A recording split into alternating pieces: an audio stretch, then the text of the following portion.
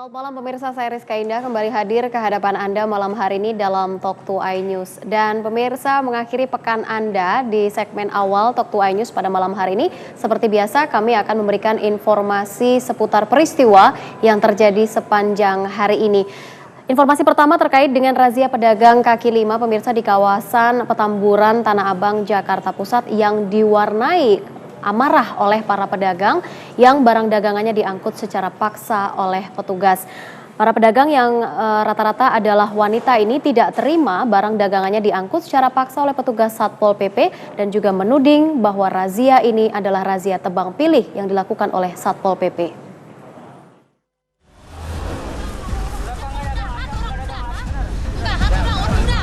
Wanita pedagang kaki lima yang biasa berjualan di sekitar Jalan Petamburan Tanah Abang, Jakarta Pusat ini berusaha mempertahankan gerobak dagangannya saat akan diangkut paksa petugas Satpol PP Kecamatan Tanah Abang. Upaya lolos dari cengkeraman petugas terus dilakukan dengan mencoba mendorong gerobaknya keluar dari area terlarang sambil memaki dan melayangkan protes kepada petugas. Petugas harus melakukan razia lantaran banyaknya pedagang kaki lima yang masih nekat berjualan di atas trotoar dan bahu jalan yang disediakan khusus untuk pejalan kaki. Selalu kita tertibkan, selalu kita tegakkan peraturan daerah Perda nomor 8 tahun 2007 tentang penertiban umum selalu sepanjang sekawasan regional Tanah Abang. Dalam razia ini petugas berhasil menjaring belasan gerobak pedagang. Rencananya razia rutin harian akan lebih ditingkatkan petugas. Mengingat mendekati bulan suci Ramadan, keberadaan pedagang kaki lima kian meningkat. Dari Jakarta Pusat, Radiston Sanjaya, MNC Media memberitakan.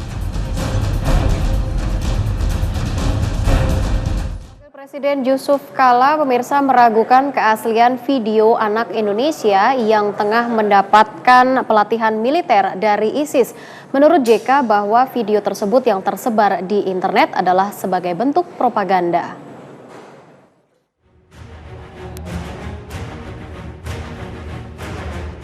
Masyarakat kembali dihebohkan oleh sebuah video pelatihan militer yang diduga dilakukan oleh ISIS kepada sejumlah anak Indonesia.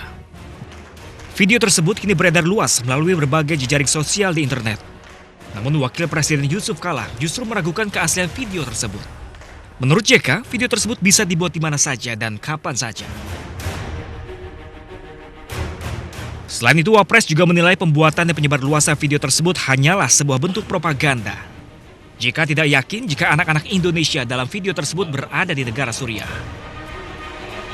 Ini latihannya di mana? Saya tidak perlu tahu tuh. Saya tidak yakin itu, sekali lagi anak-anak kita itu, ya apa susahnya kumpul anak-anak kasih senjata AK atau dibeli ke AK mainan, ya itu tidak bisa bedakan.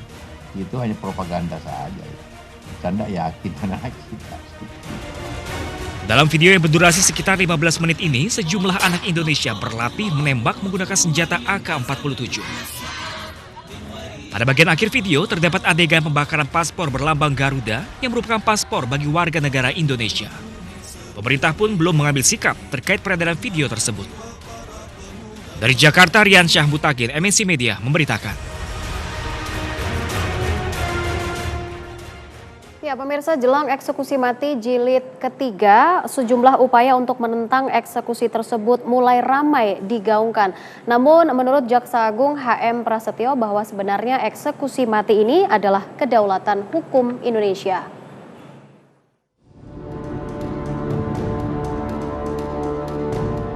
Belum juga terlaksana, rencana eksekusi mati jilid ketiga mulai menuai penolakan. Hal ini pun dijelaskan oleh Jaksa Agung HM Prasetyo yang ditemui usai sholat Jumat di Komplek Kejaksaan Agung Jakarta. Menurut Jaksa Agung, kini terdapat sejumlah upaya yang dilakukan oleh berbagai pihak baik di dalam maupun luar negeri untuk mendesak adanya moratorium hukuman mati. Meski telah menegaskan hukuman mati adalah murni kedaulatan hukum Indonesia, pihaknya tetap mencermati persoalan ini. Kalian tahu persis kan, ada yang menuntut moratorium hukuman mati, ya kan? Baik dari dalam maupun luar negeri, itu harus kita perhatikan juga. Tapi bagaimanapun kita ingin sampaikan bahwa kita punya kedaulatan hukum sendiri. Hukum positif kita bisa mengatur tentang hukuman mati untuk beberapa tindak pidana tertentu. Dalam eksekusi mati sebelumnya, sejumlah tekanan dan upaya pendekatan pun dilakukan oleh negara-negara yang warga negaranya masuk dalam daftar eksekusi mati. Sebut saja Brasil, Belanda, dan Filipina. Namun hubungan dengan negara tersebut pun menjadi renggang usai eksekusi mati. Hingga kini Jaksa Agung enggan menyebutkan kapan eksekusi akan dilaksanakan, serta siapa saja yang akan diakhiri hidupnya di hadapan regu tembak. Faris Al-Hasani, Sadu Santos, MNC Media memberitakan. Pemirsa, kericuhan yang terjadi di depan gedung KPK Kuningan, Jakarta Selatan sore tadi telah berhasil diredam oleh aparat kepolisian. Namun hingga saat ini aparat masih terus berjaga-jaga di sekitar wilayah gedung KPK Kuningan, Jakarta Selatan dan juga mencari barang bukti yang diperlukan untuk menyelidiki penyebab dari kericuhan. Kericuhan dari massa aksi yang mengatasnamakan Aliansi Masyarakat Jakarta Utara ini telah berhasil diredam oleh petugas keamanan dan aktivitas saat ini di gedung KPK sudah kembali normal. Kericuhan yang terjadi pada pukul 3 sore tadi memang sempat mengganggu arus lalu lintas dan juga aktivitas yang ada di Jalan Rasuna Said Kuningan, Jakarta Selatan. Sementara itu pemirsa, pihak kepolisian hingga saat ini masih mendalami kericuhan yang terjadi terkait pihak yang akan diamankan dan hingga saat ini masih diselidiki penyebab dari kericuhan tersebut.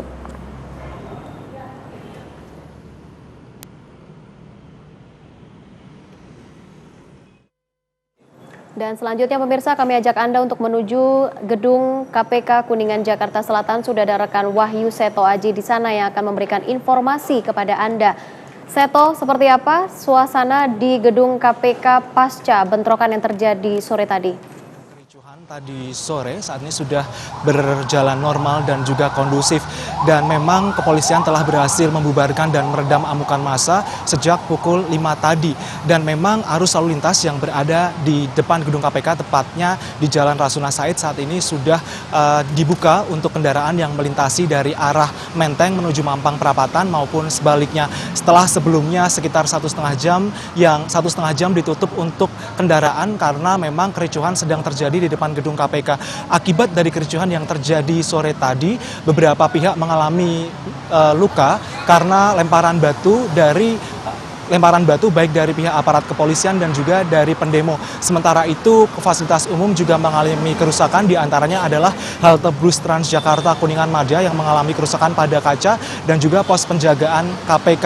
Dan memang berdasarkan keterangan yang kami terima dari Kapolsek Metro Setiabudi yakni AKBP Tri Yulianto mengatakan bahwa polisi saat ini masih mendata terkait adanya korban luka dan juga masih menyisir dan mendalami kasus demo yang berujung kericuhan pada sore tadi. Dan memang saat ini polisi telah mengamankan barang bukti, diantaranya adalah anak panah.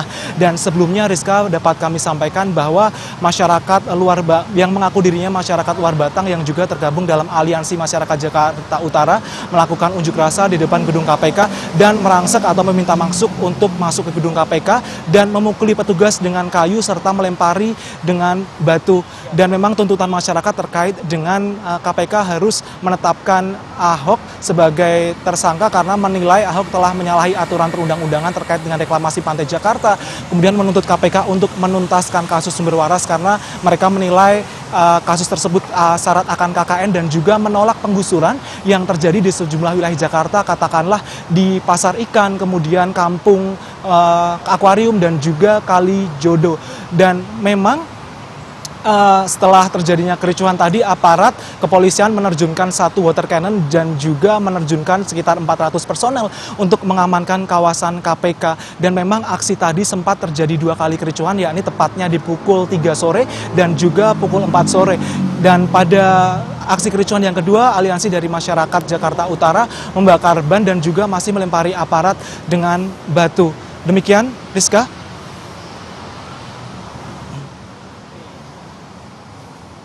Ya baik Seto, terima kasih informasi terbaru dari Anda. Wahyu Seto Aji pemirsa melaporkan langsung dari depan gedung KPK Kuningan, Jakarta Selatan. Selamat bertugas kembali Seto. Dan selanjutnya pemirsa, Talk to iNews masih akan kembali ke hadapan Anda dengan perbincangan terkait dengan bobroknya layanan penerbangan di Indonesia. Sesaat lagi.